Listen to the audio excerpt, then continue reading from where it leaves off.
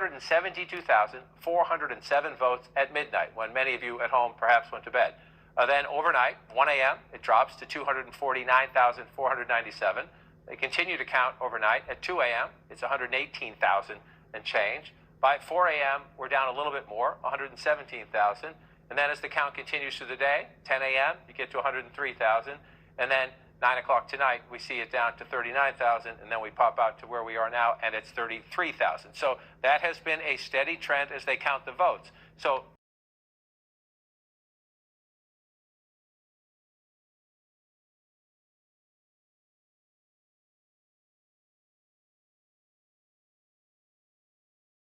at the moment, we don't know that though. At the moment, these are to be decided, and that would push, and again, if you come at this from a Republican perspective, I did Joe Biden's math to get him up.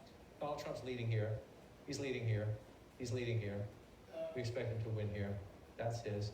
This one's interesting. We expect him to get this, and these normally would be Trump states out here, and Alaska. So, again, we're open to being surprised. But if it plays out in a traditional map, that's where we're going to be. That's where we'll be as we go to the West Coast, somewhere in that ballpark. It's not an exact science, but somewhere in that ballpark, looking at Pennsylvania.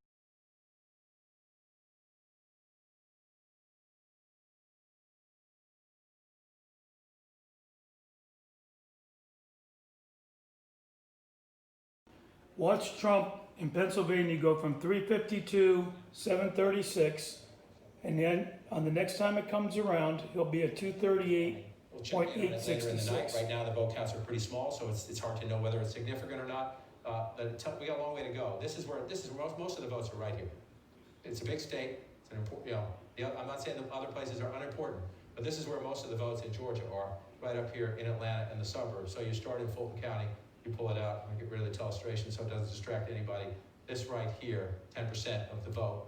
We don't have much in yet. Right? Then you move over here, Cobb County, about 30% of the vote in. That's good for Joe Biden. If you're winning by that margin out there in the suburbs, you come back there, it's much more competitive. Again, suburbs, one of the biggest stories in America right now, American politics as they shift. Move over back to Fulton, you come to the suburbs to the east. Gwinnett, 15%, get a long way to go. So you see this, a lot of this is early vote, tends to be disproportionate Democrats. So you look there, you switch back, 51%. If it holds up, that's significant.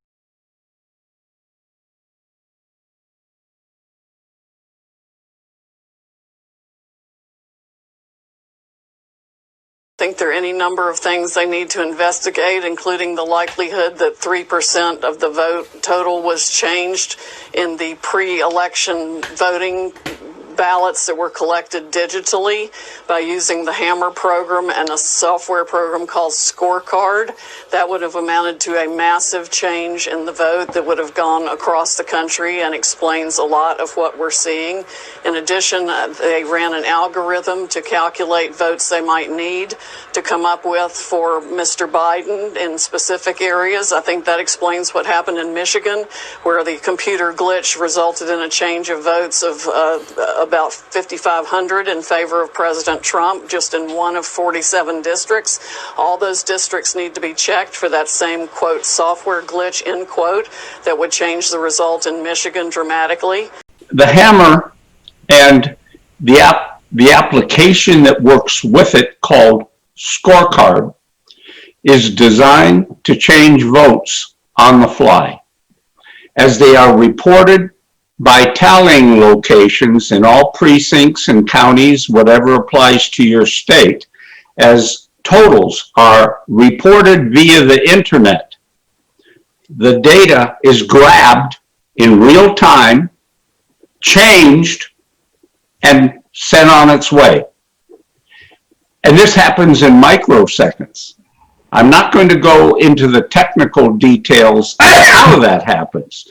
Just realize that the data is changed so quickly in the favor of whatever candidate it's told to favor that no one notices a delay and just accepts the total. And this has been going on in numerous states, to include battleground states, during this whole election.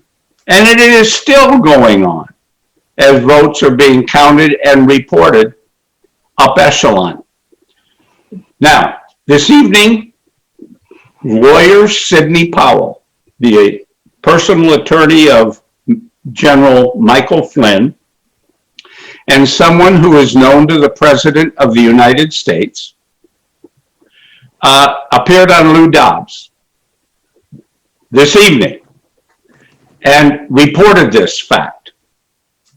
And she added the fact that data has been obtained from the whistleblower who built the capability, Mr. Dennis Montgomery, who is a national hero in this matter, having made this data available. There is forensic evidence showing what data was changed, where it came from, and where it was going to. And a record is kept. That means there is direct, solid evidence of voter fraud perpetrated by the people that are operating this hammer scorecard combination to change the votes of the citizens of this country. And in my way of thinking, if that is true, Mr. Trump will have no problem in court overthrowing the kind of results we are seeing reported. But this is coup 5.0, Lou. I mean, there was no reason to think that the Democratic operatives who spent hundreds of millions of dollars creating the Russia hoax, the Steele dossier, taking us through a special counsel operation for 2 years, trying an impeachment hoax, the apocalypse hoax, the obstruction hoax, wouldn't go so far as to create every means of voter fraud they could come up with to steal this election. That's exactly what happens. The president must fight back now in every way, shape, or form. We cannot let this republic be stolen by the Democratic operatives who want to destroy the republic and make it a socialist country where they continue to line their pockets with these backdoor global deals like the Biden laptop from hell exposes.